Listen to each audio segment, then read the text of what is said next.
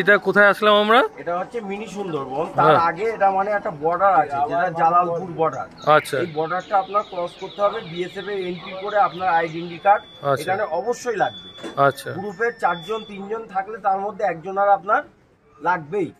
Identity card, original identity card. আচ্ছা, copy একটা লাগবে, একটা। আচ্ছা, এইটা হচ্ছে সেই বর্ডারটা যেখানে আইডি কার্ড জমা রেখে আমরা বাংলাদেশের ওপারে যেতে পারবো। বাংলাদেশ না, ইন্ডিয়ার মধ্যে, কিন্তু আচ্ছা লাস্ট সীমান্ত। আচ্ছা, ইন্ডিয়ার মধ্যে লাস্ট সীমান্তে আমরা যেতে পারবো, বাংলাদেশের একদম কাছাকাছি, তাই তো? আমাদের গাড়ি এপারে থাকে, ওপারে বিএসএফ এর গাড়ি আছে, মানে ওদের চেকিং করা গাড়ি। আচ্ছা, ওরা 10 টাকা করে নেয়। আর মিনি সুন্দরবনে গায়ে নামি দেবে। আচ্ছা, আর আমরা এখানে থাকি। এইবার যদি কোনো মানে যদি অফিসার হয়, সরকারি অফিসার, তাহলে সে যদি পারমিশন করাতে পারে তখন আমরা গাড়ি নিয়ে যাই। আচ্ছা, তাহলে চলুন আমরা তাহলে ওই পারে গিয়ে আপনাদের সাথে আবার কথা বলছি। আইডেন্টি কার্ড জমা রাখা হয়, দেখুন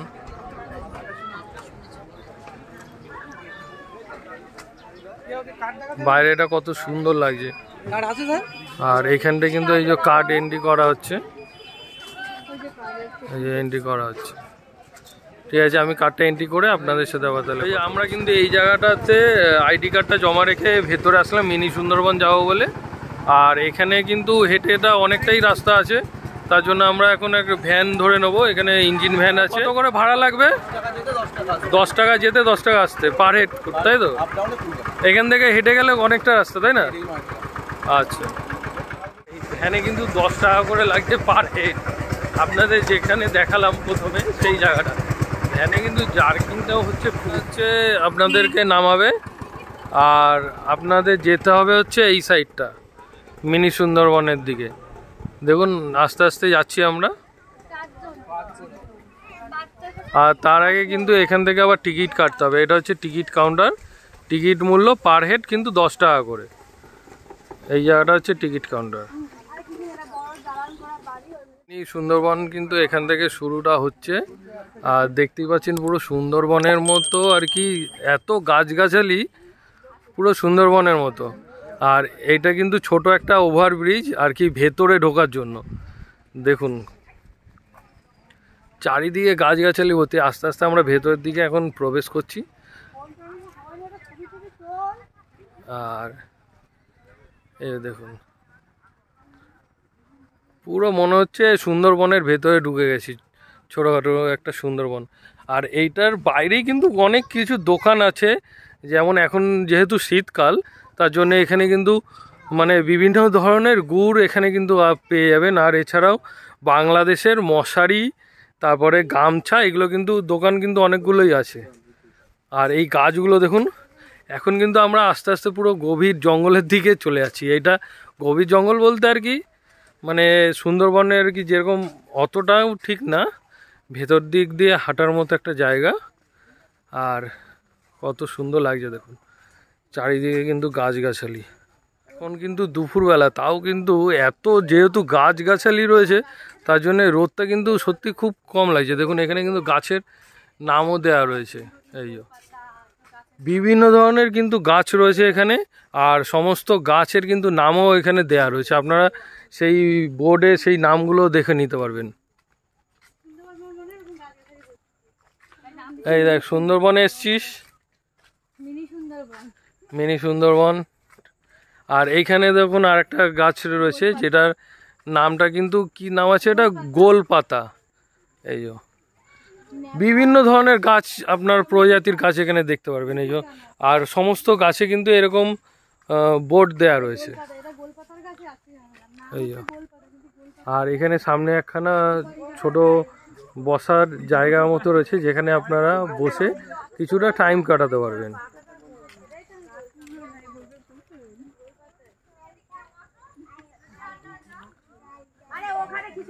এই যে আমরা কিন্তু এখন পুরো বাংলাদেশের কাছাকাছি রয়েছি। এই যে নৌকাটা যাচ্ছে, এই নৌকাটা কিন্তু ফ্ল্যাগ যেটা লাগানো রয়েছে এটা কিন্তু বাংলাদেশের ফ্ল্যাগ, দেখতে পাচ্ছেন এই যে বাংলাদেশের ফ্ল্যাগ।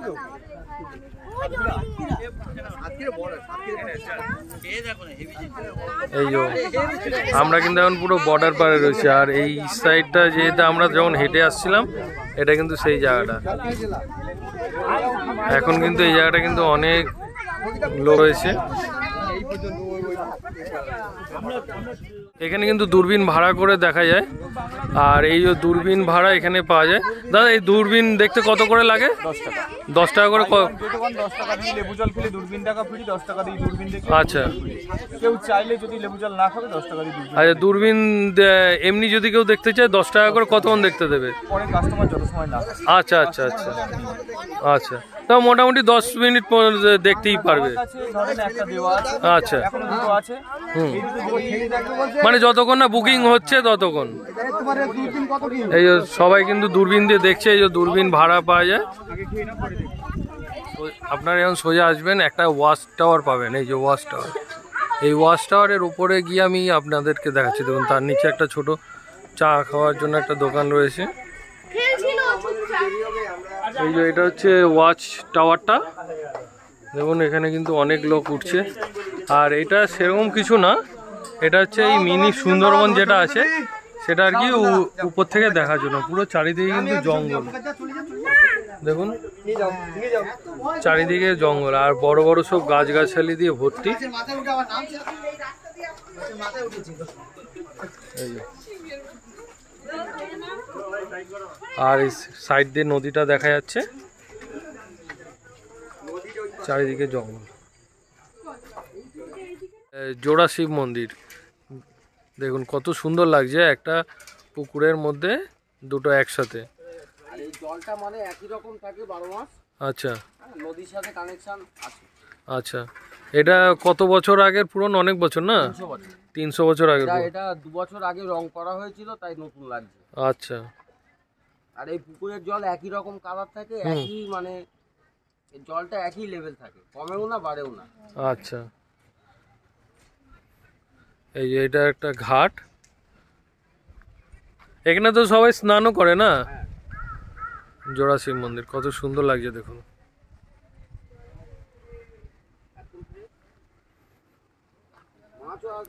এখানে কিন্তু সবাই দাঁড়িয়ে আর কি দর্শন করছে। এটা একটা টুরিস্ট স্পট আছে, হচ্ছে টাকি রাজবাড়ি প্রবেশ পথ। আর এটা হচ্ছে টিকিট কাউন্টার। এটা কি আছে দাদা? জগবন্ধু রায়চৌধুরীর বাড়ি। আচ্ছা, জমিদার বাড়ি, এই মানে সবচেয়ে বড় জমিদার ছিল টাকি। আচ্ছা, আর এই যে টাকি যে রোড, মানে এনার মা আচ্ছা, পুজো দেওয়ার জন্য গঙ্গায় 1 পয়সার মাটি কিনে রাস্তা করে মানে গঙ্গায় জল আনতে গেছিল, তাই এই রাস্তাটার নাম বারাসাত চাপাডালি থেকে যে রোডটা টাকিতে আসছে, এই রোডটার নাম টাকি রোড হয়েছে এই কারণে।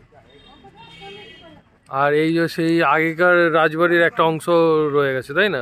পুরোটা আছে। আর এগুলো পুজোর, এবছর পুজো 302 বছর পুজো হয়েছে এবছর দিয়ে। এই পুজোর থিম ছিল।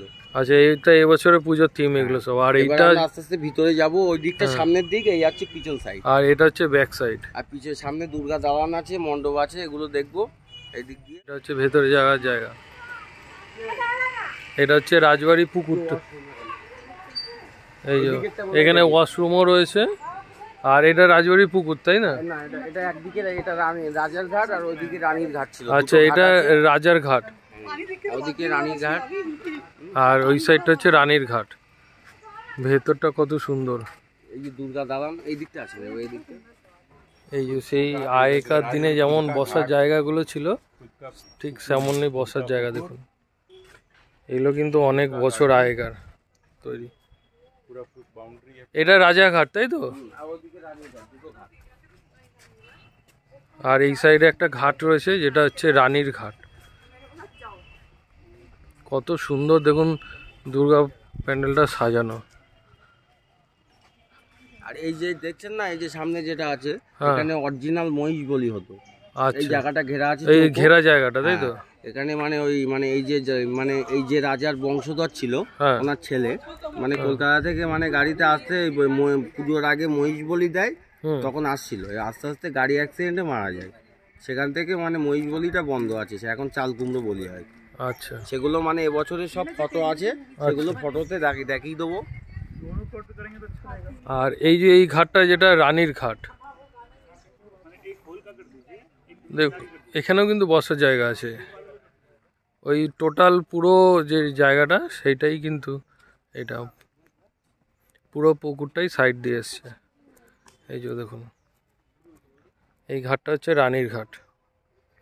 এই ঘাটের থেকে কত সুন্দর লাগছে। বসার জায়গাগুলো কিছু কিছু জায়গা কিন্তু ভেঙে গেছে, কারণ অনেক বছরের পুরনো যেহেতু। আর কত সুন্দরভাবে এটাকে সাজানো রয়েছে, দেখতেই পাচ্ছেন কত সুন্দরভাবে সাজানো। এখানে কিন্তু এখনো মায়ের মূর্তি রয়ে গেছে। আর এটা কিন্তু দুর্গাপূজা এখানে হয় না খুব বড় করে, এই ঠাকুরটা প্রথম মানে বিসর্জন হয়।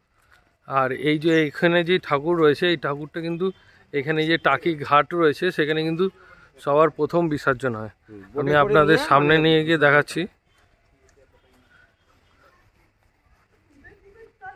এই যে উপরে উঠে যাবে ওই পর্যন্ত। এই যে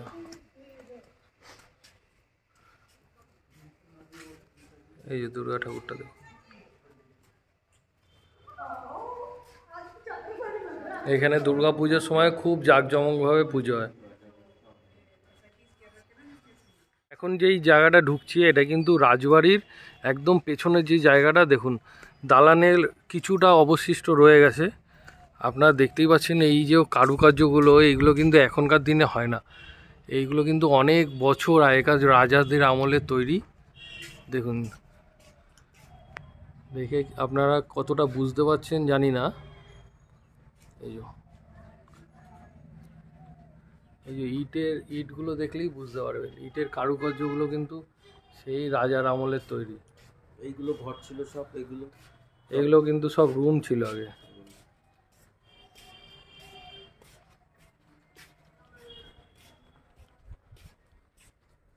দেখুন এটা কি আগে মানে রাজাদের আমলের দুর্গা প্যান্ডেল, দুর্গা বাড়ি ছিল আর কি, বড় রাজবাড়ি ছিল। এবার এই দিকটা আসি, এটা হচ্ছে মানে আগেকার দিনে মানে কোর্ট ছিল না, আদালত ছিল না, এখানে মানে বিচার হতো।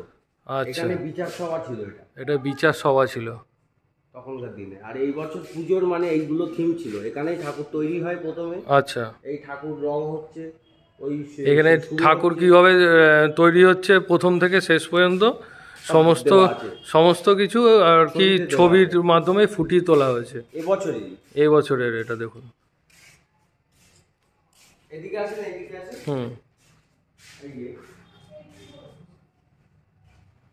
এই যে এরকমভাবে বিসর্জন হয়, দুটো নৌকার মাঝখানে ঠাকুরটা তোলা হয়, তুলে নদীতে মানে রেলি করা হয়। ওই ওপারটা হচ্ছে বাংলাদেশ, ওই লোক দেখা যাচ্ছে। এরকম ভাবে মানে কয়েক মানে 100 মতো ঠাকুর, আপনার অনেক ক্লাব আছে, বহু জায়গার ঠাকুর আছে টাকিতে। এই ঠাকুরটা কিন্তু প্রথম ভাষা নয়, একদম প্রথম ভাষা না। আর যে 400 বছরের দুর্গা দালান আছে সেটা দ্বিতীয়, আর জেনারেল শঙ্কর রায়চৌধুরীর বাড়ি ওটা তৃতীয়। ওটা যে আগে আপনাদের যেটা দেখালাম। ঠিক আছে, চলুন এবার বাইরের দিকে আস্তে আস্তে বেরিয়ে যাই পরবর্তী গন্তব্যে যাওয়ার জন্য।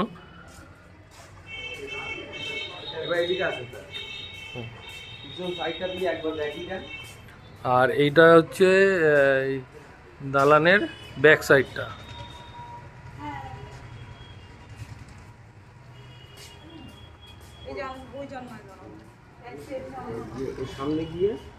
এই যে এখানে যেটা, এটা একদম সামনের দিকটা তাই তো? এটা একদম পেছন দিকটা।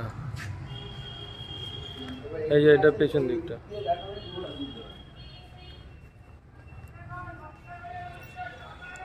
কত সুন্দরভাবে সাজানো গোছানো রয়েছে। এই যে এখানে কামান ছিল অরিজিনাল, কিন্তু সেটা মানে অনেক পুরনো হয়ে গেছে তো, সেটা মানে ভেঙে গেছে। মানে ওইটার মধ্যে একটা বানিয়ে রাখা রয়েছে, যাতে যে জিনিসটা এখানে ছিল সেটা বোঝানোর জন্য।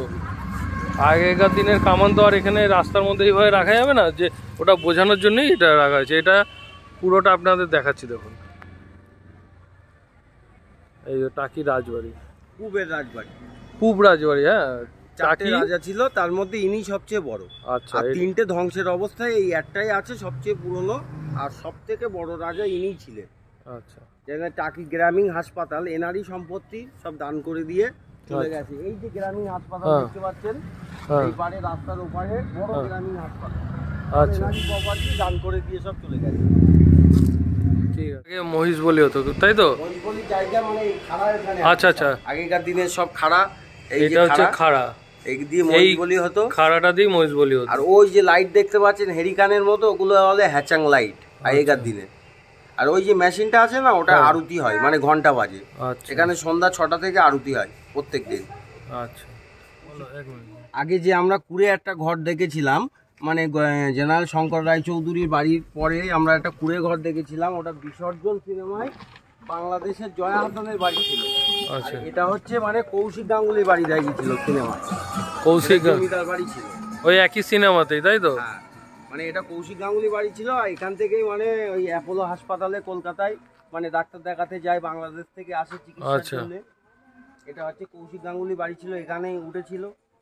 আর ওটা ছিল বাংলাদেশের বাড়ি, আচ্ছা, জয়া হাসান। আচ্ছা, আর এখান থেকে সেই অ্যাপোলো হাসপাতালে যায় গিয়ে চিকিৎসার জন্য, কলকাতা অ্যাপোলোতে। বাড়িটা কিন্তু পুরো চারিদিকে গাছগাছালি তো ভর্তি, খুব সুন্দর একটা পরিবেশে, কত বড় বড় আম গাছ সব। আর বাড়িটা কিন্তু দূরের দিয়ে দেখে অতটা ঠিক বোঝাচ্ছে না, কিন্তু বাড়িটা কিন্তু অনেকটা বড় জায়গা নিয়ে এবং কিন্তু অনেকটা বড় বাড়িটা। দোতলা বাড়ি ঠিক, কিন্তু মানে আগেকার দিনে যেই বাড়িগুলো ছিল বড় বড় বাড়ি সেরকম টাইপের। সামনেই পুকুর রয়েছে, খুব সুন্দর একটা পরিবেশ।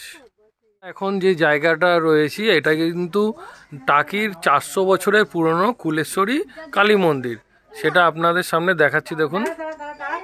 আর আস্তে আস্তে আমরা এখন ভেতরের দিকে প্রবেশ করছি।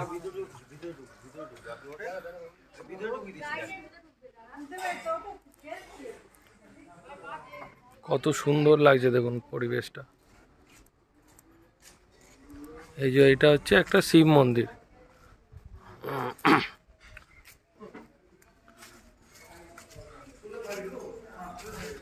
আর এই যে লেখা আছে টাকি কুলেশ্বরী কালী মন্দির। এখানে কিন্তু আপনার যখন টোটো নিয়ে আসবেন, টোটো এখানে চলে আসবে ভেতরে, সেটা কোনো অসুবিধা নেই।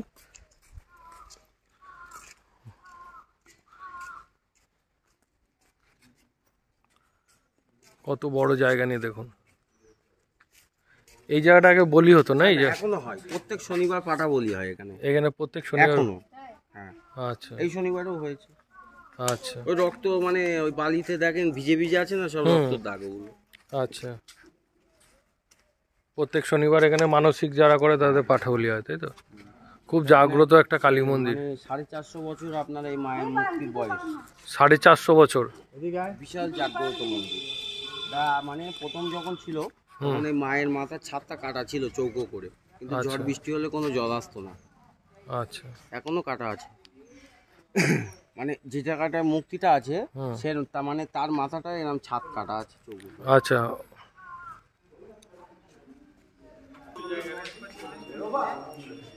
কালী মন্দিরের সামনে নিয়ে এসেছি, মাকে আপনাদেরকে দর্শন করাচ্ছি দেখুন।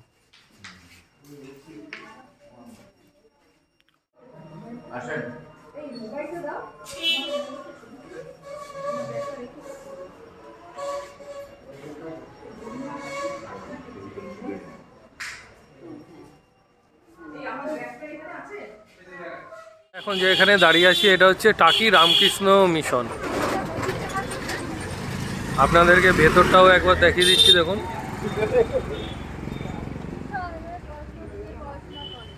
এখানে বিদ্যালয়ও তো রয়েছে, হ্যাঁ?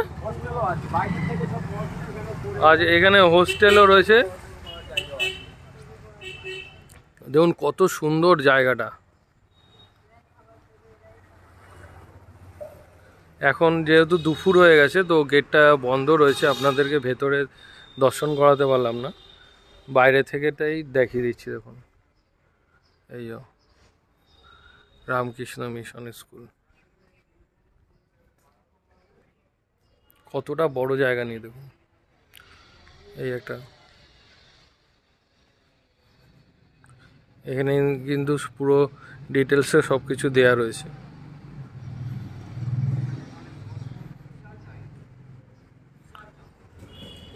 এইদিকে আরো বিল্ডিং তৈরি হচ্ছে।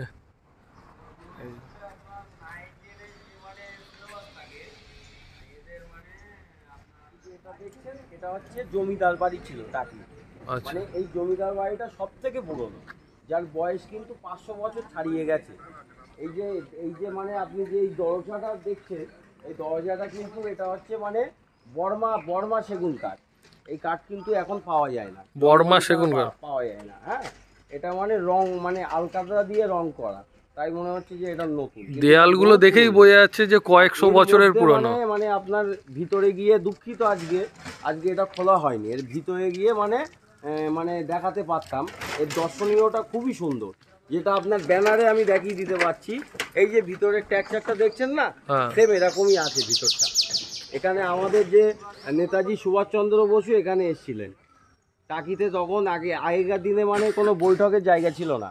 এখন যেরকম পৌরসভা আছে, তারপর সংস্কৃত মঞ্চ আছে মানে মিটিং করার জন্যে, কিন্তু এখন আগেকার দিনে মানে এই মানে জমিদার বাড়ি আর কি, মানে যে পুরোনো দিনে। হ্যাঁ, নেতাজি সুভাষচন্দ্র বসু এখানে মানে টাকি স্টেশনে তখন কয়লা ট্রেন ছিল, উনি এসেছিলেন, কিন্তু এখান থেকে পালকি পাঠানো হয়েছিল ওনার জন্য, কিন্তু উনি পালকিতে আসেনি, হেঁটে এসেছিল এই টাকি রোড দিয়ে।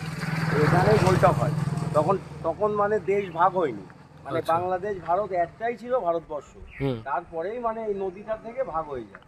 এখন যে জায়গাটায় রয়েছি এখান থেকেও আপনারা চাইলে এই নৌকা ভাড়া করে ঘুরতে পারেন। তো আমি একটা দাদার সাথে কথা বলিয়ে দিচ্ছি যে কত করে কি ভাড়া লাগে, দাদাই আপনাদেরকে বলে দেবে। দাদা, কত করে ভাড়া লাগবে? হচ্ছে আপনি যদি 15 জন যান, আচ্ছা, 1500 টাকা। হ্যাঁ, 15 জনের আমাদের রিজার্ভ হয়। 15 জনের রিজার্ভ হয়। এইবার আপনি 10 জন যদি পারেন রিজার্ভে, সেই ওই 15 জনের পাওয়া দিতে হয়। আচ্ছা, আর এমনি টিকিটই 100 টাকা করে, একজনের 100 টাকা করে। আর যদি 15 জন মিলে যাওয়া যায় 15 জন আপনি 1500 টাকা যাবে আপনার। 1500 টাকা। 1500 টাকা। এ দিয়ে কম ফার্ম কি? আমাদের 15 জনের রিজার্ভ হয়। আপনি 12 জন হইলো, মনে করুন 15 জনের জায়গায় 20 জন হলো, তাহলে 20 জন তো হইলো, পয়সা বাড়বে। তা এইবার আপনি যদি 10 জন যান তাহলে 15 জনের পয়সা দিন। আচ্ছা, নৌকাগুলো তো এমনিতে অনেক বড়ই আছে। বলে দাও 45 মিনিট করে, 40 থেকে 45, কতক্ষণ করে ঘুরবে? 40 থেকে 45 মিনিট। মানে পুরো কত গোলমাটি ব্যাপার তো, আচ্ছা, বেশিরভাগ 45 মিনিটই হয়ে যায়। পুরোটাই রাউন্ড দিয়ে ঘুরবে, তাই তো? পুরো একদম গেস্ট হাউসে ওই একদম ওই মাছরাঙা দিয়ে কিংগানের মুখ, তারপর আচ্ছা, গিয়ে রাজবাড়ি ঘুরিয়ে নিয়ে আবার এখানে লাগাবে। পুরো আপনাদের এই পুরো চত্বরটা ঘুরিয়ে আর কি দেখাবে। ওই যে ওই যে দেখুন নৌকা ঘুরছে, ওই মোহনা।